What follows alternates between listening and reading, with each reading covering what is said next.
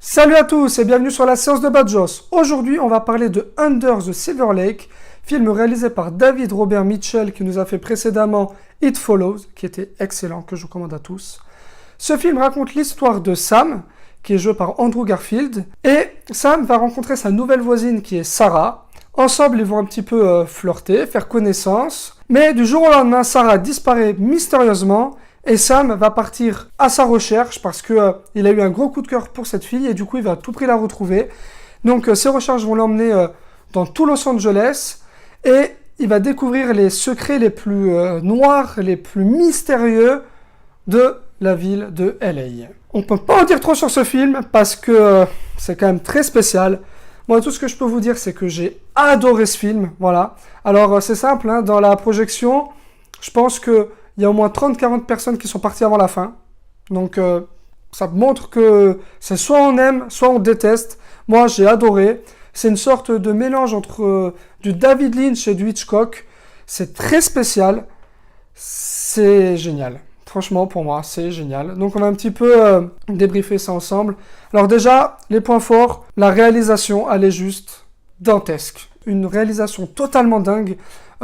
Des mouvements de caméra vraiment géniaux, des zooms avant, des travelling arrière, sous l'eau, mi-hauteur d'eau.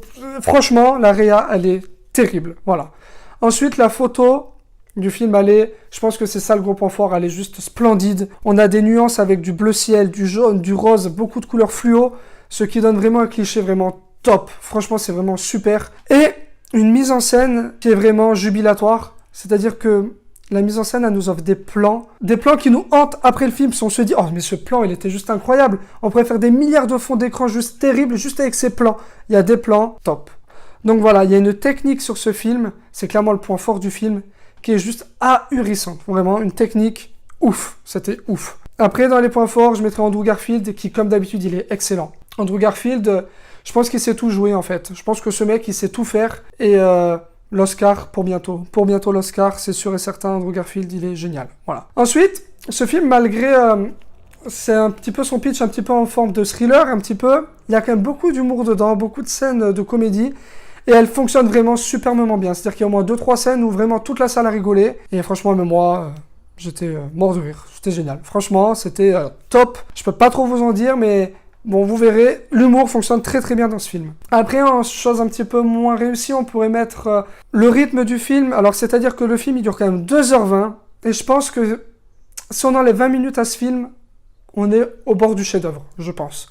Parce que c'est vrai qu'il est quand même un petit peu long, parce que c'est quand même un film avec un scénario très compliqué, très complexe, des fois même un petit peu confus et brouillon, je trouve. Donc dans les défauts, il y a quand même le scénario qui est des fois un petit peu brouillon. Mais c'est vrai qu'on a quand même des scènes totalement what the fuck, mais totalement quoi. Des fois où tu passes une scène où tu te dis putain c'est incroyable, c'est beau, c'est splendide, et 2 minutes après tu te dis mais qu'est-ce que c'est que ce bordel? Ah c'est spécial. Franchement il faut s'accrocher. Mais moi je trouve que ça c'est vraiment du pur cinéma et je recommande à tous et à toutes d'aller voir ce film. Alors pour vous donner un petit peu une idée, je trouve que ça ressemble un petit peu à du Mulholland Drive de David Lynch. Alors ça aussi, pour moi c'est chef-d'œuvre, mais pour beaucoup c'est un supplice. Donc voilà, si déjà Mulholland Drive vous détestez, je pense que ça sert à rien d'aller voir ça. Vous allez le détester. Mais si au contraire pour vous Mulholland Drive c'est du chef-d'œuvre, je pense et je suis même sûr que ce Under the Silver Lake va vous plaire parce qu'on est sur les mêmes thématiques. C'est quand même très proche. Dans la bizarrerie, dans le délire du truc, on est quand même très très proche. C'est tout ce que j'ai à dire sur ce film, qui était génial. Comme d'habitude, n'hésitez pas... Ah non, j'oublie la note, quel connard. Putain, vous voyez, je suis tellement dans le truc que j'oublie de mettre la note. Et ben moi, je vous dis, ça sera 4,5 sur 5 pour Under the Silver Lake. 4,5 sur 5, parce que pour moi, on n'est pas loin du chef-d'œuvre. Donc, ce coup-ci, c'est la bonne. Merci à tous d'avoir regardé cette vidéo. Comme d'habitude, n'hésitez pas à commenter, liker, partager et vous abonner. Et moi, sur ce, je vous dis, hasta la vista, baby.